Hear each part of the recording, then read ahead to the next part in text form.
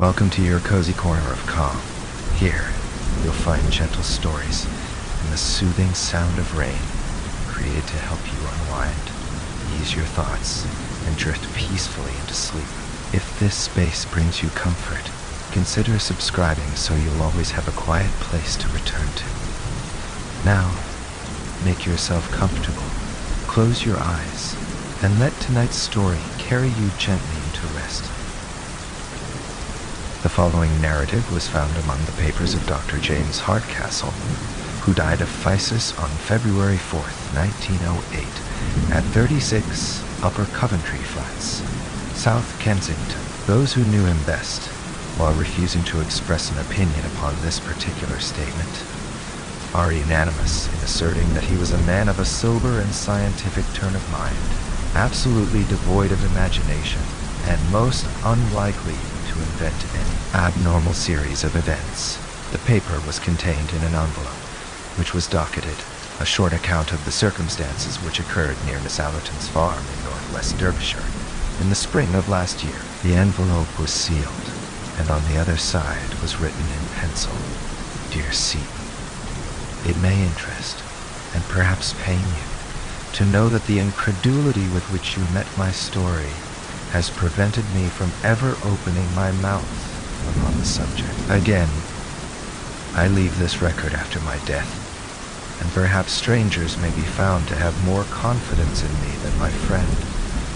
Inquiry has failed to elicit who this Seton may have been. I may add that the visit of the deceased to Allerton's farm, and the general nature of the alarm there, apart from his particular explanation, have been absolutely established. With this foreword, I append his account exactly as he left it. It is in the form of a diary, some entries in which have been expanded, while a few have been erased. April 17. Already I feel the benefit of this wonderful upland air. The farm of the Allertons lies 1,420 feet above sea level, so it may well be a bracing climate. Beyond the usual morning cough, I have very little discomfort, and what with the fresh milk and the homegrown mutton, I have every chance of putting on weight. I think Saunderson will be pleased. The two Miss Allertons are charmingly quaint and kind, two dear little hard-working old maids who are ready to lavish all the heart which might have gone out to husband and to children upon an invalid stranger. Truly, the old maid is a most useful person, one of the reserve forces of the community. They talk of the superfluous woman. But what would the poor superfluous man do without her kindly presence? By the way, in their simplicity they very quickly let out the reason why Saunderson recommended their farm. The professor rose from the ranks himself, and I believe that in his youth he was not above scaring crows in these very fields. It is a most lonely spot, and the walks are picturesque in the extreme. The farm consists of grazing land lying at the bottom of an irregular valley. On each side are the fantastic limestone hills, formed of rock so soft that you can break it away with your hands. All this country is hollow. Could you strike it with some gigantic hammer, it would boom like a drum, or possibly cave in altogether and expose some huge subterranean sea. A great sea there must surely be, for on all sides the streams run into the mountain itself, never to reappear. There are gaps everywhere amid the rocks, and when you pass through them you find yourself in great caverns, which wind down into the bowels of the earth. I have a small bicycle lamp, and it is a perpetual joy to me to carry it into these weird solitudes, and to see the wonderful silver and black effect when I throw its light upon the stalactites which drape the lofty roofs. Shut off the lamp, and you are in the blackest darkness. Turn it on, and it is a scene from the Arabian Nights. But there is one of these strange openings in the earth which has a special interest, for it is the handiwork, not of nature, but of man. I had never heard of Blue John when I came to these parts. It is the name given to a peculiar mineral of a beautiful purple shade, which is only found at one or two places in the world. It is so rare that an ordinary vase of Blue John would be valued at a great price. The Romans, with that extraordinary instinct of theirs, discovered that it was to be found in this valley, and sank a horizontal shaft deep into the mountainside. The opening of their mine has been called Blue John Gap, a clean-cut arch in the rock, the mouth all overgrown with bushes. It is a goodly passage which the Roman miners have cut, and it intersects some of the great water-worn caves, so that if you enter Blue John Gap, you would do well to mark your steps, and to have a good store of candles, or you may never make your way. Back to the daylight again. I have not yet gone deeply into it, but this very day I stood at the mouth of the arch tunnel, and peering down into the black recesses beyond, I vowed that when my health returned, I would devote some holiday to exploring those mysterious depths and finding out for myself how far the Roman had penetrated into the Derbyshire hills.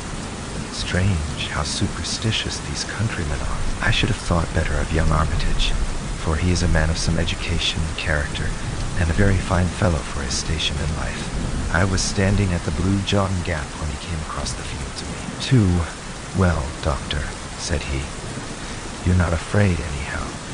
"Afraid," I answered. "Afraid of what?" "Of it," said he, with a jerk of his thumb towards the black vault of the terror that lives in the Blue John Cave. How absurdly easy it is for a legend to arise in a lonely countryside. I examined him as to the reasons for his weird belief. It seems that from time to time sheep have been missing from the fields, carried bodily away, according to Armitage. That they could have wandered away of their own accord and disappeared among the mountains was an explanation to which he would not listen. On one occasion, a pool of blood had been found, and some tufts of wool. That also, I pointed out, could be explained in a perfectly natural way. Further, the nights upon which sheep disappeared were invariably very dark, cloudy nights with no moon. This I met with the obvious retort that those were the nights which a commonplace sheep-stealer would naturally choose for his work. On one occasion, a gap had been made in the wall, and some of the stones scattered for a considerable distance. Human agency again, in my opinion. Finally, Armitage clinched all his arguments by telling me that he had actually heard the creature. Indeed, that anyone could hear it who remained long enough at the gap. It was a distant roaring of an immense volume. I could not but smile at this, knowing, as I do, the strange reverberations which come out of an underground water system, running amid the chasms of a limestone formation. My incredulity annoyed Armitage, so that he turned and left me with some abruptness. And now comes the queer point about the whole business. I was still standing near the mouth of the cave, turning over in my mind the various statements of Armitage, and reflecting how readily they could be explained away, when suddenly, from the depth of the tunnel beside me, there issued a most extraordinary sound. How shall I describe it?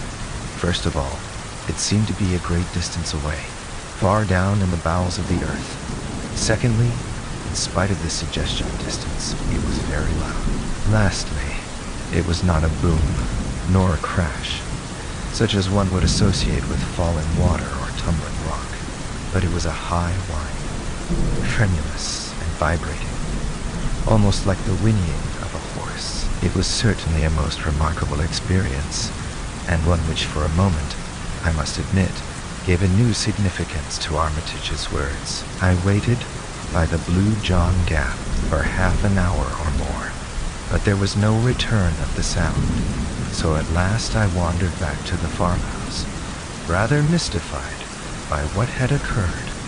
Decidedly I shall explore that cavern when my strength is restored. Of course, Armitage's explanation is too absurd for discussion, and yet that sound was certainly very strange. It still rings in my ears as I write. April 20. April 20. In the last 3 days, I have made several expeditions to the Blue John Gap, and have even penetrated some short distance. But my bicycle lantern is so small and weak that I dare not trust myself very far. I shall do the thing more systematically. I have heard no sound at all, and could almost believe that I had been the victim of some hallucination, suggested, perhaps, by Armitage's conversation. Of course, the whole idea is absurd, and yet I must confess that those bushes at the entrance of the cave do present an appearance as if some heavy creature had forced its way through them. I begin to be keenly interested. I have said nothing to the Miss Allertons, for they are quite superstitious enough already, but I have bought some candles and mean to investigate for myself. I observed this morning that among the numerous tufts of sheep's wool, which lay among the bushes near the cavern, there was one which was smeared with blood. Of course, my reason tells me that if sheep wander into such rocky places, they are likely to injure themselves. And yet somehow that splash of crimson gave me a sudden shock, and for a moment I found myself shrinking back in horror from the old Roman arch. A fetid breath seemed to ooze from the black depths into which I peered.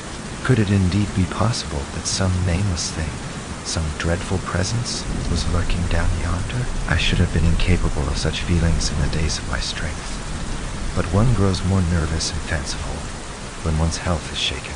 For the moment I weakened in my resolution, and was ready to leave the secret of the old mine, if one exists, forever unsolved.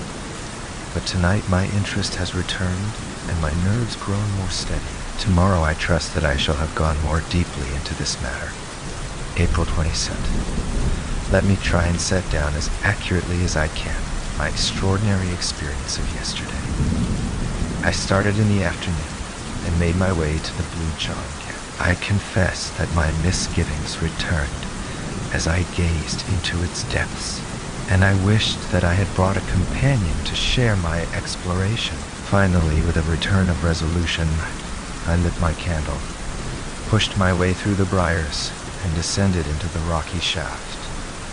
It went down at an acute angle for some 50 feet, the floor being covered with broken stone. Thence there extended a long, straight passage cut in the solid rock. I am no geologist, but the lining of this corridor was certainly of some harder material than limestone, for there were points where I could actually see the tool marks which the old miners had left in their excavation, as fresh as if they had been done yesterday. Down this strange old-world corridor I stumbled, my feeble flame throwing a dim circle of light around me, which made the shadows beyond them more threatening and obscure. Finally, I came to a spot where the Roman tunnel opened into a water-worn cavern, a huge hall hung with long white icicles of lime deposit. From this central chamber, I could dimly perceive that a number of passages warmed by the subterranean streams wound away into the depths of the earth. I was standing there wondering whether I had better return, or whether I dare venture farther into this dangerous labyrinth, when my eyes fell upon something at my feet which strongly arrested my attention. The greater part of the floor of the cavern was covered with boulders of rock, or with hard incrustations of lime. But at this particular point, there had been a drip from the distant roof, which had left a patch of soft mud. In the very center of this, there was a huge mark, an ill-defined blotch, deep, broad, and irregular, as if a great boulder had fallen upon it. No loose stone lay near, however, nor was there anything to account for the impression. It was far too large to be caused by any possible animal, and besides, there was only the one, and the patch of mud was of such a size that no reasonable stride could have covered it. As I rose from the examination of that singular mark, and then looked round into the black shadows which hemmed me in, I must confess that I felt for a moment a most unpleasant sinking of my heart, and that, do what I could, the candle trembled in my heart, and that, do what I could, the candle trembled in my outstretched hand. I soon recovered my nerve, however, when I reflected how absurd it was to associate so huge and shapeless a mark with the track of any known animal. Even an elephant could not have produced it. I determined, therefore, that I would not be scared by vague and senseless fears from carrying out my exploration. Before proceeding, I took good note of a curious rock formation in the wall, by which I could recognize the entrance of the Roman tunnel. The precaution was very necessary, for the great cave, so far as I could see it, was intersected by passages. Having made sure of my position, and reassured myself by examining my spare candles and my matches, I advanced slowly over the rocky and uneven surface of the cavern. For a time, And now I come to the point where I met with such sudden and desperate disaster. A stream, some 20 feet broad, ran across my path, and I walked for some little distance along the bank to find a spot where I could cross dry shod. Finally, I came to a place where a single flat boulder lay near the center, which I could reach in a stride. As it chanced, however, the rock had been cut away and made top-heavy by the rush of the stream, so that it tilted over as I landed on it and shot me into the ice-cold water. My candle went out, and I found myself floundering about in utter and absolute darkness.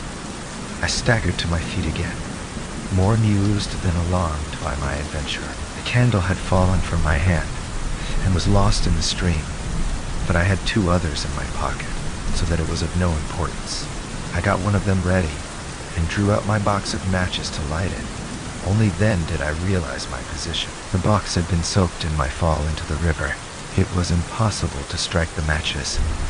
A cold hand seemed to close round my heart as I realized my position. The darkness was opaque and horrible. It was so utter. One put one's hand up to one's face as if to press off something solid. I stood still, and by an effort I steadied myself. I tried to reconstruct in my mind a map of the floor of the cavern as I had last seen it. Alas, the bearings which had impressed themselves upon my mind were high on the wall, and not to be found by touch. Still, I remembered in a general way how the sides were situated, and I hoped that by groping my way along them I should at last come to the opening of the Roman tunnel. Moving very slowly and continually striking against the rocks, I set out on this desperate quest. But I very soon realized how impossible it was. In that black, velvety darkness, one lost all one's bearings in an instant. Before I had made a dozen paces, I was utterly bewildered as to my whereabouts. The rippling of the stream, which was the one sound audible, showed me where it lay, but the moment that I left its bank, I was utterly lost. The idea of finding my way back in absolute darkness through that limestone labyrinth was clearly an impossible one. Boulder 5. I sat down upon a boulder and reflected upon my unfortunate plight. I had not told anyone that I proposed to come to the Blue John mine, and it was unlikely that a search party would come after me. Therefore, I must trust to my own resources to get clear of the danger. There was only one hope, and that was that the matches might dry. When I fell into the river, only half of me had got thoroughly wet. My left shoulder had remained above the water.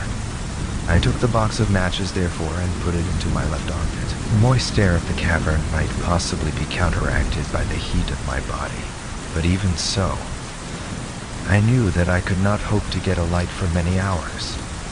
Meanwhile, there was nothing for it but to wait. By good luck, I'd slipped several biscuits into my pocket before I left the farmhouse. These I now devoured and washed them down with a draught from that wretched stream which had been the cause of all my misfortunes. Then I felt about for a comfortable seat among the rocks, and, having discovered a place where I could get a support for my back, I stretched out my legs and settled myself down to wait. I was wretchedly damp and cold, but I tried to cheer myself with the reflection that modern science prescribed open windows and walks in all weather for my disease. Gradually, lulled by the monotonous gurgle of the stream, and by the absolute darkness, I sank into an uneasy slumber. How long this lasted I cannot say. It may have been for an hour, it may have been for several. Suddenly I sat up on my rock couch, with every nerve thrilling and every sense acutely on the alert. Beyond all doubt, I had heard a sound. Some sound very distinct from the gurgling of the waters. It had passed, but the reverberation of it still lingered in my ear. Was it a search party? They would most certainly have shouted, and vague as this sound was which had wakened me, it was very distinct from the human voice. I sat palpitating and hardly daring to breathe. There it was again, and again. Now it had become continuous. It was a tread. Yes, surely it was the tread of some living creature. But what a tread it was! It gave one the impression of enormous weight carried upon sponge-like feet, which gave forth a muffled but ear-filling sound. The darkness was as complete as ever, but the tread was regular and decisive, and it was coming beyond all question my direction. All 6 to my skin grew cold, and my hair stood on end as I listened to that steady and ponderous footfall. There was some creature there, and surely by the speed of its advance, it was one which could see in the dark. I crouched low on my rock and tried to blend myself into it. The steps grew nearer still, then stopped, and presently I was aware of a loud lapping and gurgling. The creature was drinking at the stream. Then again, there was silence, broken by a succession of long sniffs and snorts of tremendous volume and energy. Had it caught the scent of me, my own nostrils were filled by a low, fetid odor, mephitic and abominable. Then, I heard the steps again. They were on my side of the stream now. The stones rattled within a few yards of where I lay. Hardly daring to breathe, I crouched upon my rock. Then the steps drew away. I heard the splash as it returned across the river, and the sound died away into the distance in the direction from which it had come. For a long time I lay upon the rock, too much horrified to move. I thought of the sound which I had heard coming from the depths of the cave, of Armitage's fears, of the strange impression in the mud. And now came this final and absolute proof that there was indeed some inconceivable monster, something utterly unearthly and dreadful, which lurked in the hollow of the mountain.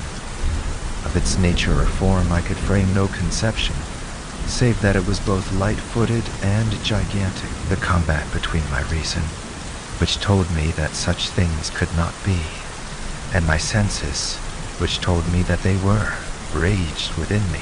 Finally, I was almost ready to persuade myself that this experience had been part of some evil dream, and that my abnormal condition might have conjured up an hallucination. But there remained one final experience which removed the last possibility of doubt from my mind. I had taken my matches from my armpit and felt them. They seemed perfectly hard and dry. Stooping down into a crevice of the rocks, I tried one of them. To my delight, it took fire at once. I lit the candle, and with a terrified backward glance into the obscure depths of the cavern, I hurried in the direction of the Roman passage. As I did so, I passed the patch of mud on which I had seen the huge imprint. Now I stood astonished before it, for there were 3 similar imprints upon its surface, enormous in size, irregular in outline, of a depth which indicated the ponderous weight which had left them. Then a great terror surged over me. Stooping and shading my candle with my hand, I ran in a frenzy of fear to the rocky archway, hastened up it, and never stopped until, with weary feet and panting lungs, I rushed up the final slope of stones, broke through the tangle of briars, and flung myself exhausted upon the soft grass under the peaceful light of the stars. It was 3 in the morning when I reached the farmhouse, and today I am all unstrung and quivering after my terrific adventure. As yet I have told no one. I must move warily in the matter. What would the poor, lonely women, or the uneducated yokels here think of it if I were to tell them my experience? Let me go to someone who can understand and advise. April 25. I was laid up in bed for 2 days after my incredible adventure in the cavern. I use the adjective with a very definite meaning, for I have had an experience since which has shocked me almost as much as the other. I have said that I was looking round for someone who could advise me. There is a Dr. Mark Johnson who practices some few miles away, to whom I had a note of recommendation from Professor Saunderson. To him I drove when I was strong enough to get about, and I recounted to him my whole strange experience. He listened intently, and then carefully examined me, paying special attention to my reflexes and to the pupils of my eyes. When he had finished, he refused to discuss my adventure, saying that it was entirely beyond him, but he gave me the card of a Mr. Picton at Castleton, with the advice that I should instantly go to him and tell him the story exactly as I had done to himself. He was, according to my advisor, the very man who was preeminently suited to help me. I went on to the station, therefore, and made my way to the little town, which is some 10 miles away. Mr. Picton appeared to be a man of importance, as his brass plate was displayed upon the door of a considerable building on the outskirts of the town. I was about to ring his bell when some misgiving came into my mind, and, crossing to a neighboring shop, I asked the man behind the counter if he could tell me anything of Mr. Picton. "Why?" said he. "He is the best mad doctor in Derbyshire, and yonder is his asylum." You can imagine that it was not long before I had shaken the dust of Castleton from my feet, and returned to the farm, cursing all unimaginative pedants who cannot conceive that there may be things in creation which have never yet chanced to come across their mole's vision. After all, now that I am cooler, I can afford to admit that I have been no more sympathetic to Armitage than Dr. Johnson has been to me. April 27th. When I was a student, I had the reputation of being a man of courage and enterprise. I remember that when there was a ghost hunt in Coldbridge, it was I who sat up in the haunted house. Is it advancing years? After all, I am only 35, or is it this physical malady which has caused degeneration? Certainly my heart quails when I think of that horrible cavern in the hill, and the certainty that it has some monstrous occupant. What shall I do? There is not an hour in the day that I do not debate the question. If I say nothing, then the mystery remains unsolved. If I do say anything, then I have the alternative of mad alarm over the whole countryside, or of absolute incredulity which may end in consigning me to an asylum. On the whole, I think that my best course is to wait, and to prepare for some expedition which shall be more deliberate and better thought out than the last. As a first step, I have been to Castleton and obtained a few essentials. A large acetylene lantern for one thing, and a good double-barreled sporting rifle for another. The latter I have hired, but I have bought a dozen heavy game cartridges, which would bring down a rhinoceros. Now I am ready for my troglodyte friend. Give me better health than a little spate of energy, and I shall try conclusions with him yet. But who and what is he? Ah, there is the question which stands between me and my sleep. How many theories do I form, only to discard each in turn? It is all so utterly unthinkable. And yet the cry, the footmark, the tread in the cavern, no reasoning can get past these. I think of the old world legends of dragons and of other monsters. Were they, perhaps, not such fairy tales as we have thought? Can it be that there is some fact which underlies them? And am I, of all mortals, the one who is chosen to expose it? May 3. See, for several days, I have been laid up by the vagaries of an English spring, and during those days there have been developments, the true and sinister meaning of which no one can appreciate, save myself. I may say that we have had cloudy and moonless nights of late, which, according to my information, were the seasons upon which sheep disappeared. Well, sheep have disappeared. 2 of Miss Allerton's, 1 of old Pearson's of the catwalk, and 1 of Mrs. Moulton's. 4 in all during 3 nights. No traces left of them at all, and the countryside is buzzing with rumors of gypsies and of sheep stealers. But there is something more serious than that. Young Armitage has disappeared also. He left his moorland cottage early on Wednesday night, and has never been heard of since. He was an unattached man, so there is less sensation than would otherwise be the case. The popular explanation is that he owes money, and has found a situation in some other part of the country, whence he will presently write for his belongings. But I have grave misgivings.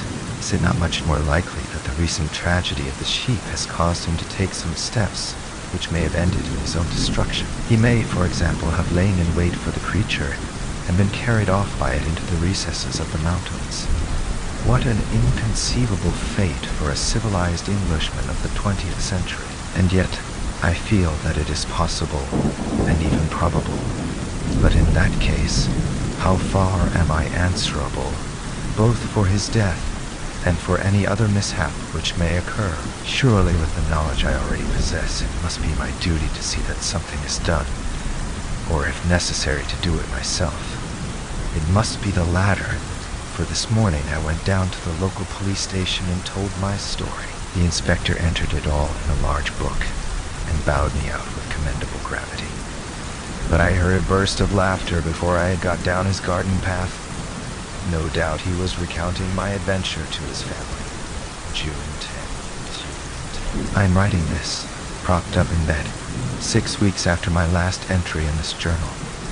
I've gone through a terrible shock, both to mind and body, arising from such an experience as has seldom befallen a human being before. But I have attained my end. The danger from the terror which dwells in the Blue John Gap has passed, never to return. Thus much at least I, a broken invalid, have done for the common good. Let me now recount what occurred as clearly as I may. The night of Friday, May 3rd, was dark and cloudy, the very night for the monster to walk. About 11 o'clock I went from the farmhouse with my lantern and my rifle, having first left a note upon the table of my bedroom, in which I said that, if I were missing, search should be made for me in the direction of the gap. I made my way to the mouth of the Roman shaft, and having perched myself among the rocks close to the opening, I shut off my lantern and waited patiently with my loaded rifle ready to my hand. 7th, it was a melancholy vigil. All down the winding valley, I could see the scattered lights of the farmhouses, and the church clock of Chapelly Dale tolling the hours came faintly to my ears. These tokens of my fellow men served only to make my own position seem the more lonely, and to call for a greater effort to overcome the terror which tempted me continually to get back to the farm and abandon forever this dangerous quest. And yet, there lies deep in every man a rooted self-respect which makes it hard for him to turn back from that which he has once undertaken. This feeling of personal pride was my salvation now, and it was that alone which held me fast when every instinct of my nature was dragging me away. I'm glad now that I had the strength. In spite of all that it has cost me, my manhood is at least above reproach. 12 o'clock struck in the distant church, then 1, then 2. It was the darkest hour of the night. The clouds were drifting low, and there was not a star in the sky. An owl was hooting somewhere among the rocks, but no other sound, save the gentle sough of the wind, came to my ears. And then suddenly I heard it. From far away down the tunnel came those muffled steps, so soft and yet so ponderous. I heard also the rattle of stones as they gave way under that giant tread. They drew nearer. They were close upon me. I heard the crashing of the bushes round the entrance, and then dimly through the darkness, I was conscious of the loom of some enormous shape, some monstrous inchoate creature, passing swiftly and very silently out from the tunnel. I was paralyzed with fear and amazement. Long as I had waited, now that it had actually come, I was unprepared for the shock. I lay motionless and breathless, whilst the great dark mass whisked by me and was swallowed up in the night. But now I nerved myself for its return. No sound came from the sleeping countryside to tell of the horror which was loose. In no way could I judge how far off it was, what it was doing, or when it might be back. But not a second time should my nerve fail me. Not a second time should it pass unchallenged. I swore it between my clenched teeth as I laid my cocked rifle across the rock. 8, and yet it nearly happened. It nearly happened. There was no warning of approach now, as the creature passed over the grass. Suddenly, like a dark, drifting shadow, the huge bulk loomed up once more before me, making for the entrance of the cave. Again came that paralysis of volition which held my crooked forefinger impotent, up with a desperate effort. I shook it off, even as the brushwood rustled, and the monstrous beast blended with the shadow of the gap. I fired at the retreating form, In the blaze of the gun, I caught a glimpse of a great shaggy mass, something with rough and bristling hair of withered gray color, fading away to white in its lower parts.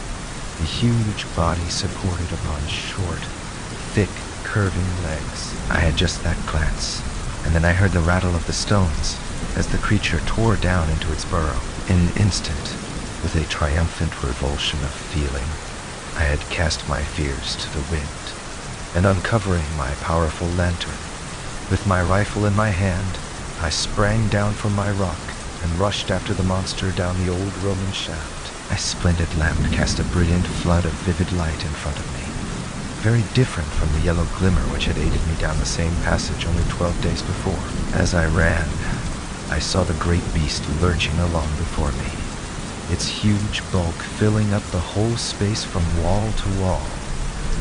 Its hair looked like coarse faded oakum, and hung down in long, dense masses which swayed as it moved. It was like an enormous unclipped sheep in its fleece, but in size it was far larger than the largest elephant, and its breadth seemed to be nearly as great as its height. It fills me with amazement now to think that I should have dared to follow such a horror into the bowels of the earth. But when one's blood is up, and when one's quarry seems to be flying, the old primeval hunting spirit awakes and prudence is cast to the wind. Rifle in hand, I ran at the top of my speed upon the trail of the monster. I had seen that the creature was swift. Now I was to find out to my cost that it was also very cunning. I had imagined that it was in panic flight, and that I had only to pursue it. The idea that it might turn upon me never entered my excited brain. I have already explained that the passage down which I was racing opened into a great central cave. Into this I rushed, fearful lest I should lose all trace of the beast.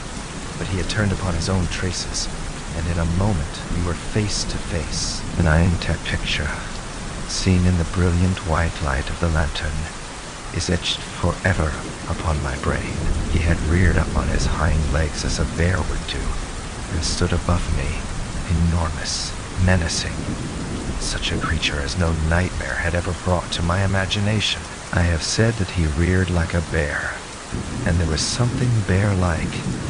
If one could conceive a bear which was tenfold the bulk of any bear seen upon earth, in his whole pose and attitude, in his great crooked forelegs with their ivory whites with their ivory white claws, in his rugged skin, and in his red gaping mouth, fringed with monstrous fangs. Only one point did he differ from the bear, or from any other creature which walks the earth. And even at that supreme moment, a shudder of horror passed over me as I observed. The eyes which glistened in the glow of my lantern were huge, projecting bulbs, white and sightless. For a moment his great paws swung over my head. The next he fell forward upon me. I and my broken lantern crashed to the earth, and I remember no more. When I came to myself, I was back in the farmhouse of the Allertons. 2 days had passed since my terrible adventure in the Blue John Gap. It seems that I had lain all night in the cave insensible from concussion of the brain, with my left arm and 2 ribs badly fractured. In the morning my note had been found. A search party of 12 farmers assembled, and I had been tracked down and carried back to my bedroom, where I had lain in high delirium ever since. There was, it seems, no sign of the creature, and no bloodstain which would show that my bullet had found him as he passed, save for my own plight and the marks upon the mud. There was nothing to prove that what I said was true. 6 weeks have now elapsed, and I am able to sit out once more in the sunshine. Just opposite me is the steep hillside, gray with shaly rock, and yonder on its flank is the dark cleft which marks the opening of the Blue John Gap. But it is no longer a source of terror. Never again through that ill-omened tunnel shall any strange shape flit out into the world of men. The educated and the scientific, the Dr. Johnsons and the like, may smile at my narrative, but the poorer folk of the countryside had never a doubt as to its truth. On the day after my recovering consciousness, they assembled in their hundreds round the Blue John Gap. ducked. As the Castleton Courier said, Titan, it was useless for our correspondent, or for any of the adventurous gentlemen who had come from Matlock, Buxton, and other parts, to offer to descend, to explore the cave to the end, and to finally test the end. Extraordinary narrative of Dr. James Hardcastle. The country people had taken the matter into their own hands, and from an early hour of the morning they had worked hard in stopping up the entrance of the tunnel. There is a sharp slope where the shaft begins, and great boulders, rolled along by many willing hands, were thrust down it until the gap was absolutely sealed. So ends the episode which has caused such excitement throughout the country. Local opinion is fiercely divided upon the subject. On the one hand are those who point to Dr. Hardcastle's impaired health, and to the possibility of cerebral lesions of tubercular origin, giving rise to strange hallucinations. Some ID fix, according to these gentlemen, caused the doctor to wander down the tunnel, and a fall among the rocks was sufficient to account for his injuries. On the other hand, the legend of a strange creature in the gap has existed for some months back, and the farmers look upon Dr. Hardcastle's narrative and his personal injuries as a final corroboration. So the matter stands, and so the matter will continue to stand, for no definite solution seems to us to be now possible. It transcends human wit to give any scientific explanation which could cover the alleged facts. Perhaps before the Courier published these words, they would have been wise to send their representative to me. I have thought the matter out, as no one else has occasion to do, and it is possible that I might have removed some of the more obvious difficulties of the narrative, and brought it one degree nearer to scientific acceptance. Let me then write down the only explanation which seems to me to elucidate what I know to my cost to have been a series of facts. My theory may seem to be wildly improbable, but at least no one can venture to say that it is impossible. My view is, and it was formed, as is shown by my diary, before my personal adventure, that in this part of England there is a vast subterranean lake or sea, which is fed by the great number of streams which pass down through the limestone. Where there is a large collection of water, there must also be some evaporation, mists, or rain, and a possibility of vegetation. This in turn suggests that there may be animal life, arising, as the vegetable life would also do, from those seeds and types which had been introduced at an early period of the world's history, when communication with the outer air was more easy. This place had then developed a fauna and flora of its own, including such monsters as the one which I had seen, which may well have been the old cave bear, enormously enlarged and modified by its new environment.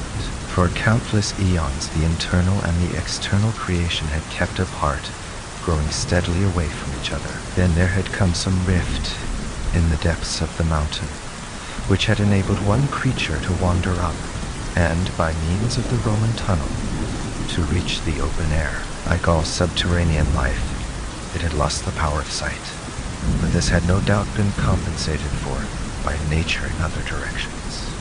Certainly it had some means of finding its way about, and of hunting down the sheep upon the hillside. As to its choice of dark nights, it is part of my theory that light was painful to those great white eyeballs, and that it was only a pitch-black world which it could tolerate. Perhaps indeed it was the glare of my lantern which saved my life at that awful moment when we were face to face. So I read the riddle. I leave these facts behind me, and if you can explain them, do so.